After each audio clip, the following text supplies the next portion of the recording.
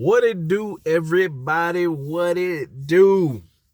It's your man's KJ the Great, and we are back with another edition of All Sports Media TV. But first things first, I hope and pray everything is great your way. Now, let's get right on into it, man.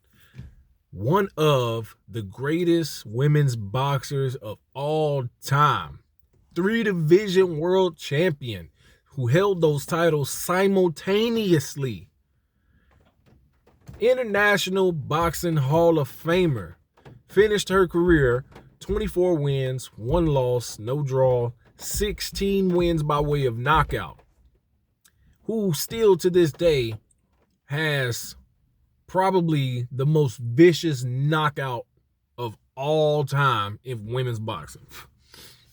I'm talking about the one and only Ann Wolfe, as she has entered the chat, ladies and gentlemen. Now, recently, Laila Ali created a YouTube channel and made her first post addressing the lies and the cap, or whatever you want to call it, from Claressa Shields. Towards the end of that video, she says she's gonna make a part 2 and give us her answer finally. Woo. But she also said, since somebody else had something to say, she's gonna mention her too. We all know who that was, Ann Wolfe. Now, Ann Wolfe recently did an interview with Boxing Scene, and she was asked about Laila Ali and what she thought, and she said, in her opinion, she would have beat the hell out of Laila Ali, because Laila Ali was saying that, you know, she was scared of her and she had her tail between her legs, all those things. And she also said, Ann Wolfe also said that she's going to start a YouTube channel so that she can set the record straight on some things, because the fake get faded, real recognize real. And Laila Ali and Ann Wolfe, it is the fight we wish we could have had in their primes, but we never got it. Things like this happen sometimes in the sport of boxing. It happened in men's boxing many a times, many a fighters, but this was the one that the sport of women's boxing needed, especially in those early days of women's boxing, those, you know, early 2000s, late 90s, early, all those days. This fight was needed, but it never happened, obviously. Laila Ali said for years that she's not ducking her. Ann Wolfe just priced herself out the game. Well, let's be clear about something. Women today are making hundreds of thousands up into millions of dollars in the fight game. The top tier fighters, you know, Katie Taylor, Amanda Serrano, Alicia Baumgardner, Michaela Mayer, Claressa Shields, Savannah Marshall, Shadesha Green, Franchon Cruz. All these ladies are making hundreds of thousands of dollars per fight. Well worth it. They earn it. They work hard. They deserve it. Laila Ali said Ann Wolfe priced herself out because of the time that they were in. Now, here's the thing. You're the A side. You call the shots, clearly. And you make the offers. Here's one thing.